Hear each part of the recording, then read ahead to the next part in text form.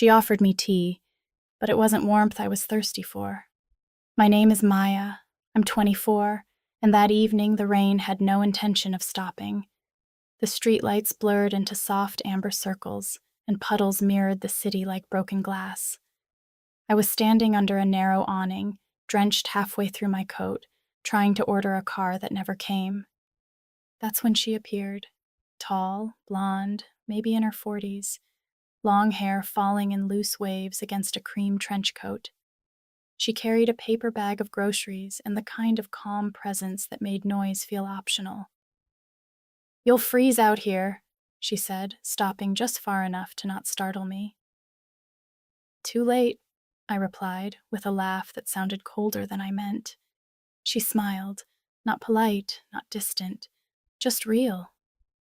"I live around the corner. Come warm up. Tea, nothing dangerous." For a second, I hesitated. Then another gust of rain answered for me. "All right," I said. Her apartment was only a block away. Quiet, high ceilings, the faint scent of citrus and rain-damp wood. She set down her bag and moved with the kind of grace people don't notice they have. "Sit," she said softly, gesturing toward the couch. "I'll make jasmine." It helps when the day feels too loud. I watched her move through the kitchen, long blonde hair catching the lamplight, hands steady, sleeves rolled to her elbows. She looked more like a painting than a person. When she handed me the cup, our fingers brushed. It was nothing, the kind of contact that happens 1,000 times a day, but for some reason, it stayed. "So," she said, settling across from me, "do you always talk to strangers in the rain?" "Only the ones who look like they know where they're going," I said. She laughed softly, looking down at her tea. "I used to." Something in her tone made me want to ask more, but I didn't. Instead, we sat there, the sound of rain filling the spaces between words. The tea steamed between us, warm and fragrant, and I realized it wasn't just the weather that had changed the air. It was her.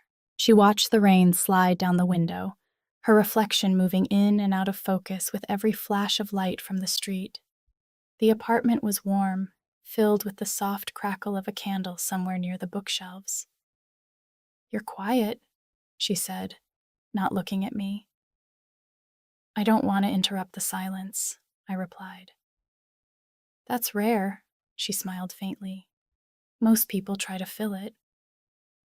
Her name was Evelyn. She told me between sips of tea, as though it didn't matter, but somehow it did. She was 47, a designer, someone who liked the calm edges of life. "But sometimes," she added, "I miss the noise." I looked at her, the way her hair caught the lamplight, how her voice softened certain words. "You don't seem like someone who misses anything." "Everyone misses something," she said. "Some of us just hide it better." She stood, crossed to the window and leaned on the frame. The sound of rain outside was softer now, but steady, like it knew we needed it to stay. "You remind me of someone," she said quietly. "Good memory or bad one?"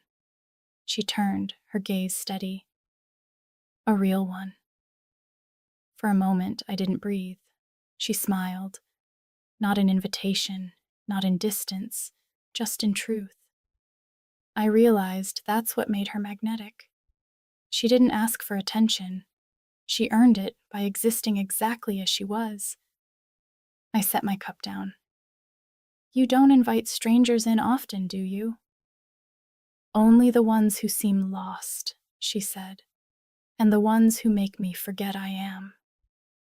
The words hung there, not heavy, but alive. Outside, the storm finally began to fade, the sound of water thinning against the glass. When I stood to leave, she walked me to the door. "Thank you," I said, and meant it for more than tea. She nodded. "Sometimes that's all it takes. someone to share the quiet with. As I stepped into the damp air, she stayed by the window, watching. The rain had stopped, but the street still shimmered, catching the last of the light.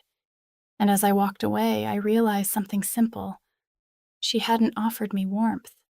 She'd offered me stillness. And somehow, that was rarer.